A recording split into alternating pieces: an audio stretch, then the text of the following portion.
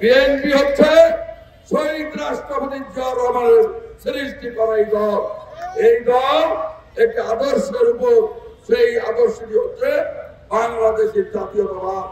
আমি একটি কথা বলতে চাই, ইনশাআল্লাহ আপনাদের দোয়ার বরকতে যদি আমি এমপি নির্বাচিত হই, তাহলে আমি এই জনপদে যে বৈষম্য ছিল সেই বৈষম্য দূর করে নিরপেক্ষভাবে মানুষের কল্যাণ করবো, উন্নয়ন করব। আমাদের দলের যে সকল নেতা কর্মী দীর্ঘ 17 বছর জেল, জুলুম, অত্যাচার, নির্যাতন সহ্য করে মারাত্মক ভাবে ক্ষতিগ্রস্ত হয়েছেন, তাদের সকল পরিবারকে ইনশাআল্লাহ আমার প্রথম দায়িত্ব হবে স্টাবলিশ করে দেওয়া।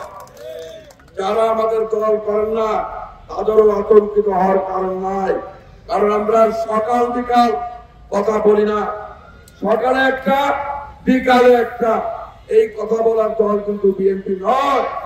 বিএনপি হচ্ছে শহীদ রাষ্ট্রপতি জিয়া রহমানের সৃষ্টি করা এই দল একটি আদর্শের উপর, সেই আদর্শটি হচ্ছে বাংলাদেশের জাতীয়তাবাদ। বাংলাদেশের জাতীয়তাবাদের উপর ভিত্তি করে এই দল তৈরি হয়েছে। এই দলকে বুকের ভিতর আগলে রেখেছেন আপসহীন ভাবে স্বৈরাচারের সঙ্গে করে আপোষ না করে, তার নাম হচ্ছে আপসহীন নেত্রী ইরাম বেগম খালেদা জিয়া। আর এই গত 17 বছর আমাদের প্রিয় নেতা তারেক রহমান জেল, জুলুম, অত্যাচার, নির্যাতন সহ্য করে দীর্ঘ 18 বছর পরবার জীবন যাপন করতে বাধ্য হয়েছিলেন। সেই তারেক রহমানের কঠিন কঠিন পরিশ্রমের ফসল আজকের এই সুসংগঠিত বিএনপি।